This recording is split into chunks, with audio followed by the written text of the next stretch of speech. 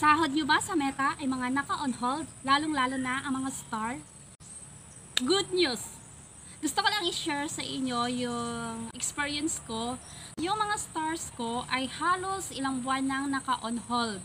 May pumapasok pero karamihan talaga ay on hold. So, hindi binibigay ni Meta. Sa pag-check ko sa aking dashboard, wow! So, nagulat talaga ako dahil hindi ko inaasahan na ibibigay pala ni Meta kahit ilang buwan nang nakalipas. So, hindi ko na inaasahan yon na makukuha ko pa. So, nagulat na lang talaga ako na yon binigay na ni Meta. Hindi ko yon inaasahan dahil nga halos karamihan talaga, yun talaga yung problema. Siguro dahil sa mga violations sa ating mga ina-upload na mga video. So, yung ginawa ko talaga dati ay yung ina-upload ko sa page ay ina-upload ko din sa account. So, hindi pala pwede yon kahit hindi ko naman pala ginagamit yung account ko na pang vlog, ay hindi pala pwede na yung ina-upload kong video sa page ay i-upload ko din sa aking account. So, yung ginawa ko talaga ay pinagdi-delete ko lahat ng mga in-upload ko sa aking account. Napapansin ko lang, kaya siguro mga naka-on hold yung mga pasaholders ni Meta, lalong-lalo na siguro sa mga stars dahil nga siguro sa ating mga violation.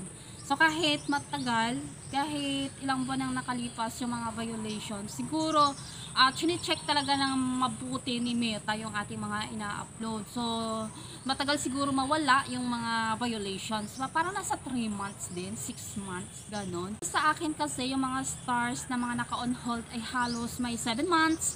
So, hindi ko na talaga yon inaasahan na makukuha ko pa. Hinayaan ko na lang talaga. So, pag-check ko talaga yon. So, binigay na ni Meta yung aking mga pasaholders sa stars. So, napakalaking good news.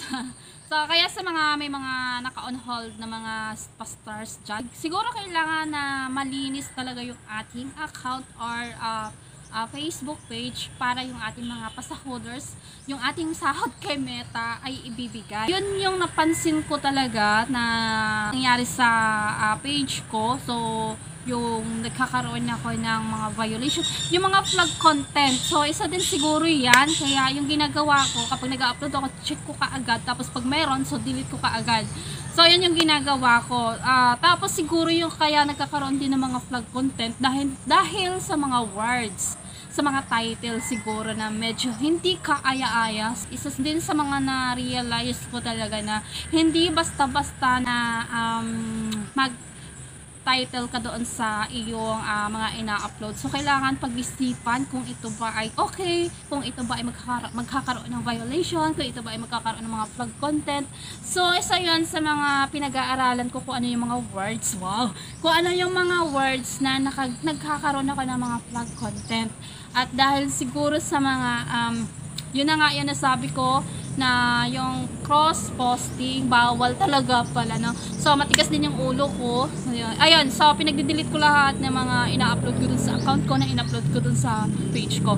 So, yung account ko na lang ay ginagamit ko pang update sa aking mga alaga, sa aking mga fur babies. Dahil andun yung mga friends ko, na mga animal lovers. Sobrang blessings talaga na pumasok yung mga pa-stars ko, yung mga pasaholders ko kay Meta sa mga stars. Ako kasi, takot talaga ako mag-remix dahil nga sa mga nababalitaan ko na marami talaga na de-demonetize. So, takot ako mag-remix. Kaya, yung ginagawa ko talaga ay pinagsisikapan ko na gumawa ako ng sarili kong video. Pero sa ngayon talaga, hindi talaga ako maka-challenge dito sa ilog. Dahil nakikita nyo, puro lumot talaga. Dahil ilang buwan na rin na talaga na walang ulan, hindi bumabaha.